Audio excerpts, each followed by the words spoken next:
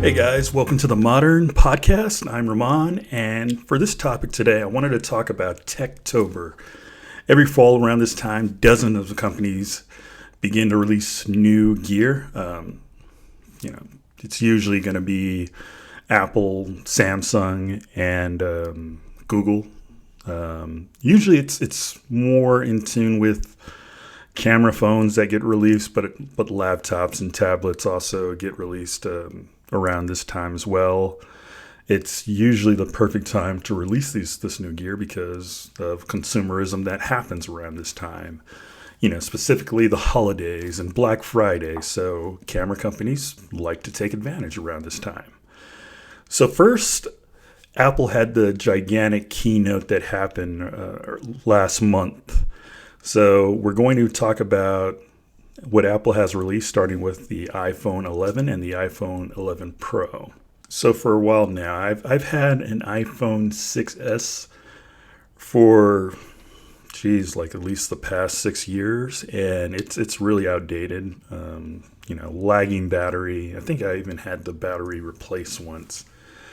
So for me, looking at this whole event with Apple was releasing, I was thinking, you know what, it's just time. I was even thinking about buying the iPhone XR, but since around this time a new phone was going to come out, I decided to delay that. And when the keynote happened, they announced the iPhone 11, then the iPhone 11 Pro, and then the whole iPhone Pro Max, which is a whole nother subject with, this trend where all these companies want to put Max in the title for some reason. I guess that's the maximum, thing you could get. Or I'm trying to think of a good analogy for what Max is. What do car companies do? Car companies, they do something where they have a label. Like it's a loaded label where you're getting like the fully opt-out spec car. And I'm trying to think, it's like, anyway, I'll look into that later. But it's funny that in products, there are all these types of labels that get put on things. And it's just no different. It's branding. It's what companies do. So here are some of the features for the iPhone 11. They're mostly related to the camera, which is, I love cameras. I invest in cameras. So anytime something comes out that is very camera related, I'm going to be very interested in it. So features, 11 megapixel front camera. This is kind of a different thing than what Apple has done in the past. Apple has always, they've put, pardon my French, but a really shitty, lower quality camera on the front face of their iPhones. And then the rear camera is always the one that has like the best camera. And I think even if you wanted something that was high quality for a front facing camera on an iPhone, you had to like pay an additional amount. You had to pay for the plus versions. So the fact that Apple is putting a 12 megapixel front camera that matches the front megapixel rear camera on this phone is different. And it was why I was kind of curious about it. Another thing that they've instituted, quick charging, night mode for night photography. And the thing that excited me was the ultra wide lens that they've put on this new iPhone to go along with the wide lens.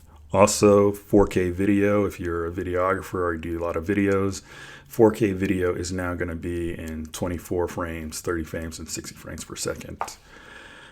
And also an improved portrait mode. And this is just for the iPhone 11. We're not even getting into things like the Pro version. The Pro version, it's weird. The Pro version doesn't really, like in my opinion, it doesn't really. The only difference is that you're paying for a telephoto lens, which is like, I think they say it's 50 50 meters equivalent, and a nice display. I think it's a nice display on the Max, which I was intrigued by, and I was absolutely thinking about it because it would be nice to have all different, super wide angle, and then the telephoto, just to carry around in your pocket.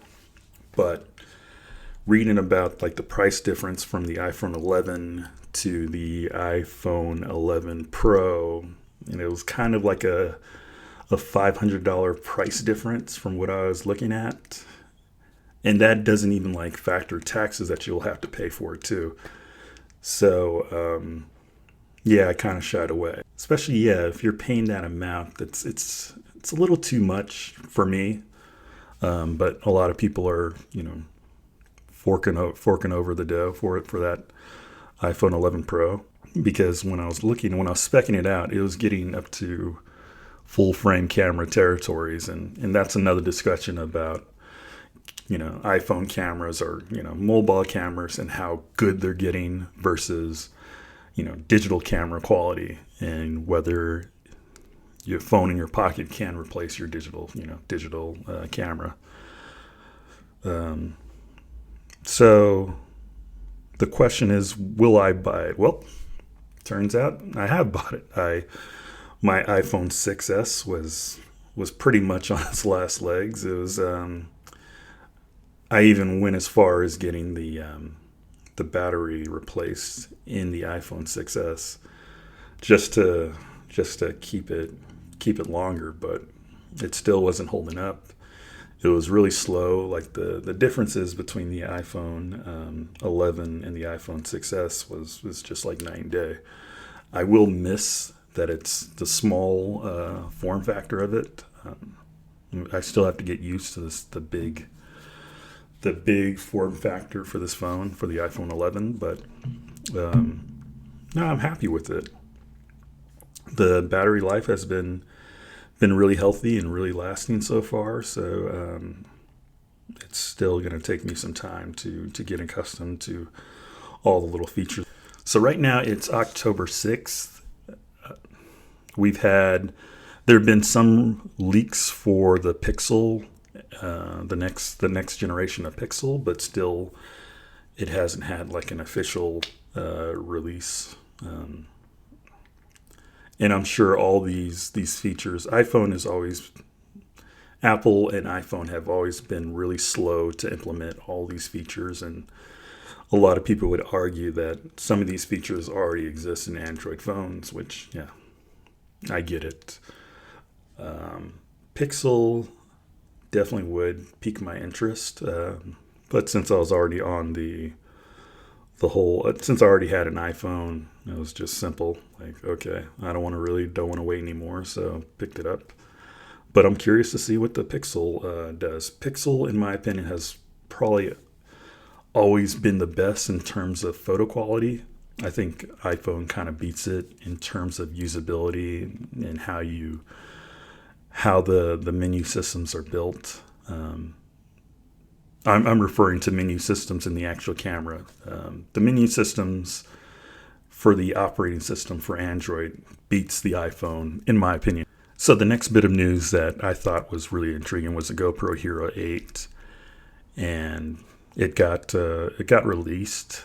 It's funny. It's like there are all these how these leaks happen for camera companies, or for mobile phone companies to get releases, that they something gets leaked and there's the buildup. There really wasn't any types of leaks for like the GoPro Hero 8. It just like was released and like, whoa, wow. So some of the features in the GoPro Hero 8 are the hyper smooth stabilization for all frame rates. I think in the GoPro Hero 7, you only had hyper smooth stabilizations for 24 frames per second. And there's a new mods mode that I was really curious about, where you could hook up all these external accessories to the GoPro Hero 8, such as a 2-inch monitor display, and then kind of like a flash mod for kind of lighting, and then another mod for built-in shotgun mic. And it looks like this is going to cost an additional additional mount, which I think it should just be included, really. I mean, just put it in with the GoPro Hero 8. I mean, the fact that you can't use any of these mods with existing GoPros like the GoPro Hero 7, it's kind of a bummer. The cage for the GoPro Hero 8, it's got a built-in cage mount, so you don't have to worry about putting it in a cage. That's good. There's also grid lines that you use in the interface, kind of like cameras and kind of like cell phones with their cameras. You can use grid lines to keep everything straight. So supposedly the GoPro Hero 8 comes out in December, perfect for around Christmas and Black Friday time. It looks like to be a really good vlogging camera. Looks like it's something you could carry, put in your bag. Probably going to be great for traveling around and using it as your mobile go-to. And it's funny with the GoPro Hero 8 and the iPhone 11. It's like these are mobile options for you to use when you're traveling. In my opinion, they're not the do-all everything. They still have their issues when it comes to trying to use them at night. I know the iPhone has a night mode, but honestly, that night mode is not really, at least in my opinion, it's not really all that good. I've tried it a couple of times, and maybe there'll be a couple more software updates to improve it, but it's adequate, better than the iPhone 6s. Should you get it, or will I get it? I probably won't buy it. Earlier this year, I invested in a GoPro Hero 7. I'm kicking myself for buying it because they just released the GoPro Hero 8, and maybe I should have just held off on it.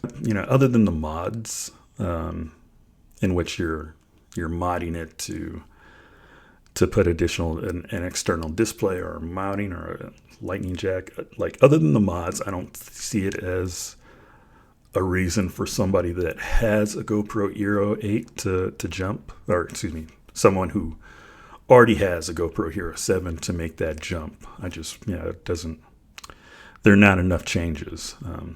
It would be great if these mods could be used on like existing GoPro Heroes, but the fact that they could only be used for the Hero 8 is kind of a letdown, because there's no information for how much these mods are going to cost in addition to the actual Hero 8. Like, is it going to be $100 more for each of these mods, or all of them together, and then that balloons up to like at least $500 or $400? And then if that case, you could just like get like a little crop frame, DSLR. Like, I'm sure there are other options to get if it gets to that price. I think action cams have a certain price point that they should always stay under, similar to point and shoots, similar to beginner DSLRs, and they definitely shouldn't go above $1,000 or above $800. They should hover around that like $400 range. So buying all this additional stuff where it might, balloon the price up to a massive number, even though they're great to have, they're great to stick in your windshield, they're great to carry on yourself, and they weigh less and almost nothing. Especially if you're traveling, they're great investment. But to a high price point, it doesn't seem worth it to invest. Especially when there are other like third-party action cams that provide just as good of a quality as a GoPro.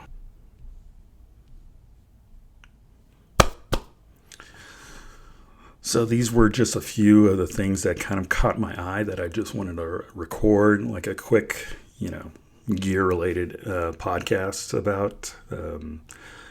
Obviously, there are going to be new gear coming out. This is early October, so there's still some things that haven't been released, like the Pixel 4 that is still yet to be released yet. So we still have, and I'm sure there's going to be other things that get put out in time before the whole Black Friday Christmas shopping craze. What do you guys think about this whole Techtober trend and buying new camera gear? Do you think it's just getting more into the consumerism? Like, I think nothing's going to stop companies from constantly releasing new things. It's the whole thing about how companies are building in obsolescence into their products. There were jokes being made when the whole iPhone Apple keynote came out, and they were talking about the release of the iPhone 11 and how Apple, there's conspiracy theorists that Apple, releases, they